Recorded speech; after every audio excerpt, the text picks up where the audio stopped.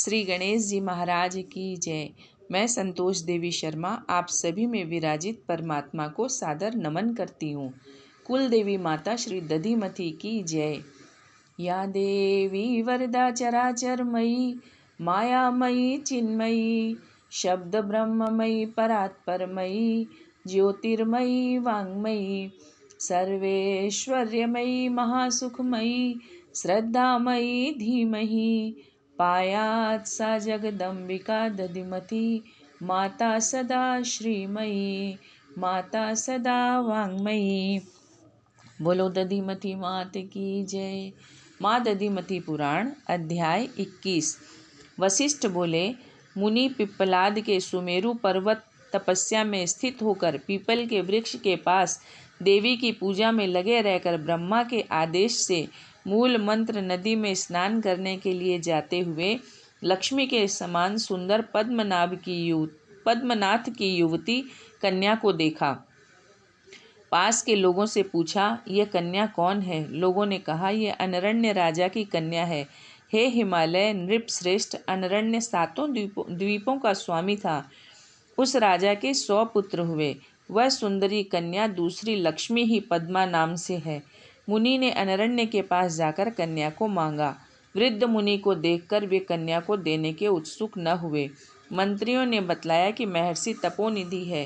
तब स्वर्ण रत्न उत्तम वस्त्र से युक्त दास दासियों के सहित उस कन्या को ऋषि के लिए देकर वह श्रेष्ठ राजा प्रसन्न हुआ और वे मुनि स्त्री को ग्रहण कर प्रसन्न हुए और अपने घर गए। उन ऋषि की सौभाग्यवती पत्नी पति सेवा में परायण मुनि के साथ चंद्रमा के साथ रोहिणी की तरह आनंद पाने लगी। उसके बाद उस राजा अनरण्य की कन्या पद्मा मन वचन तथा कर्म से भक्तिपूर्वक जैसे नारायण की लक्ष्मी सेवा करती है वैसे ही मुनि की सेवा करने लगी। एक समय हंसती हुई नदी पर स्नान को जाती सती को मार्ग में धर्म ने देखा और राजा का रूप बना लिया। सुंदर रत्नों से शोभित रथ पर बैठा हुआ, रत्नों के आभूषणों से सजा हुआ, नौजवान लक्ष्मीवान शोभायमान कामदेव के समान तेज वाले धर्म ने उस सुंदरी को देखकर उस मुनि की स्त्री के मन के भावों को माया से जानने के लिए कहा। धर्म बोले, हे लक्ष्मी के समान सुंदरी, हे राजयोग्य राजाओं के योग्य, हे मनोहरे मन को लुभाने वाली, हे पूर्ण यौवने पूरी नौजवान, हे कामिनी स्थिर यौवने, बुढ़ापे से बेचैन बूढ़े के पास तू शोभा नहीं देती, अच्छी नहीं लगती। चंदन तथा अगर को धारण करके राजा के वृक्ष स्थल में तुम शोभित हो सकती हो। तप में लगे हुए सत्य को जानने वाले मरणासन्न ब्राह्मण को छोड़कर रतिकर में शूरवीर एवं कामातुर राजेंद्र को देख। पूर्व जन्म के पुण्य से सुंदर सुंदर को पाता है और वह सब सौंदर्य रसिक के आलिंगन से सफल होता है। हे सुंदरी, उस बूढ़े को छोड़कर हजारों स्त्रियों के पति और काम शास्त्र में चतुर मुझको नौकर बना लो। सुंदर वनों में, पहाड़ों में, महानदियों पर, खिले हुए पुष्पों की हवा से सुगंधित बगीचों में, मलयागिरी पर, चंदन की वायु से सुंदर चंदन वन में, हे कामिनी, मैं तेरे साथ इच्छा पूर्वक विहार करूँगा। काम ज्वर से पीड़ित स्त्री की शांति करने में मैं समर्थ हूँ। मेरे साथ विहार करो और यह जन्म सफल करो। इस प्रकार कहते हुए रथ से उतरकर हाथ पकड़ने में उत्सुक हुए धर्म को पतिव्रता बोली। पद्मा बोली, हे दुराचारी, हे पापी, हे नीच, दूर हट। अगर मुझे काम वासना से देखेगा तो शीघ्र ही भस्म हो जाएगा। तब से पवित्र शरीर वाले मुनि श्रेष्ठ पिप्पलाद को छोड़कर स्त्रियों के चाकर विषयी तुझे ग्रहण करूंगी। जिसे स्त्रियों ने जीत लिया है उसके स्पर्श मात्र से सारे पुण्य नष्ट हो जाते हैं और पृथ्वी पर स्त्रियों के वशीभूत रहने वाले मनुष्य से बढ़कर कोई पापी नहीं। मुझ माता को स्त्री भाव करके जो तू कहता है, इसलिए समय पाकर मेरे शाप से तेरा नाश होगा। धर्म सती का शाप सुन राजा का भेष त्याग कर अपना स्वरूप धारण कर कांपते हुए सती से गिड़गिड़ाकर बोले। धर्म बोले, हे सती, हे माता, धर्म जानने वालों के गुरुओं का भी गुरु एवं पराई स्त्रियों में मात्र की बुद्धि रखने वाला धर्म मुझको जानो। मैं तेरे मन के भावों को जानने के लिए तेरे पास आया था। देव से भ्रष्ट बुद्धि वाले मेरे इस पाप को श्राप क्षमा कीजिए। हे साध्वी, तुमने मेरा यथोचित दमन किया है, ये विरुद्ध नहीं है, क्योंकि ईश्वर ने कुमार्ग पर जाने वालों के लिए दंड का विधान किया है।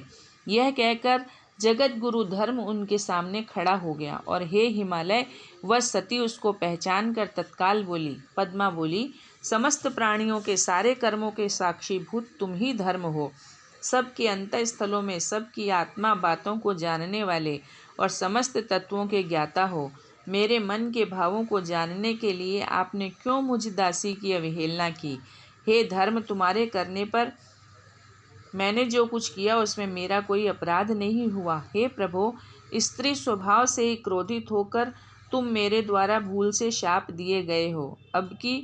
उसकी अब क्या व्यवस्था हो सकती है, इसका मैं विचार करती हूँ। चाहे आकाश, समस्त दिशाएं तथा वायु भी नाश हो जाए तो भी सती का शाप कभी भी निष्फल नहीं होगा। और हे धर्म, तुम्हारे नष्ट होने पर समस्त संसार का नाश हो जाएगा।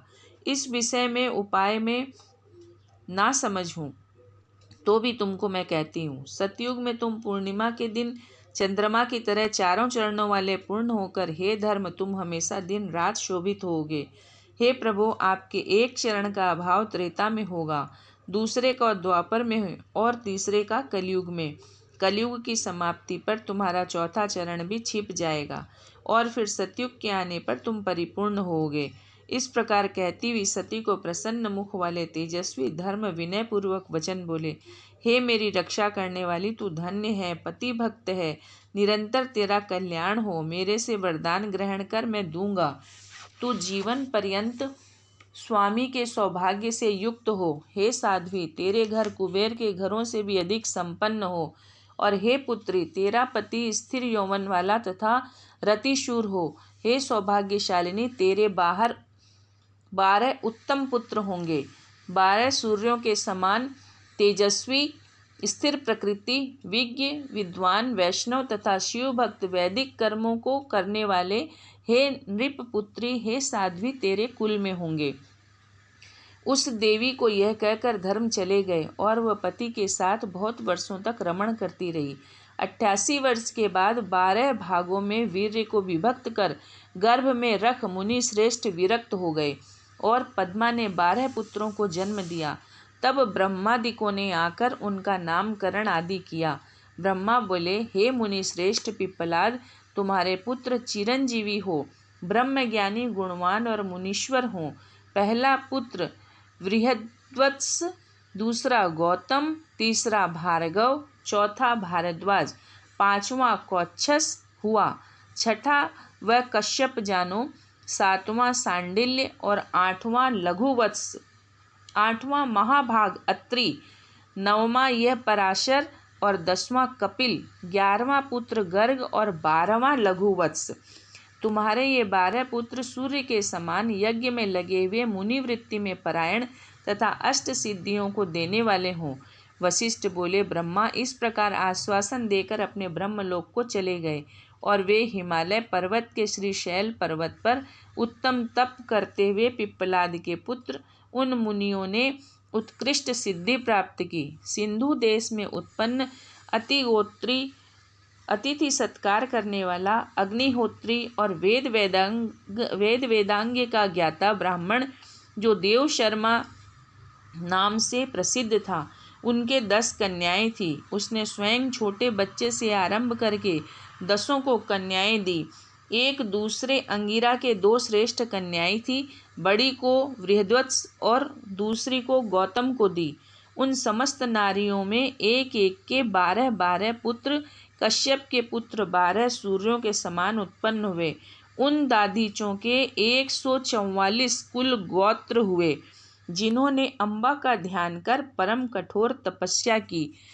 बोलो दधिमती मात की जय।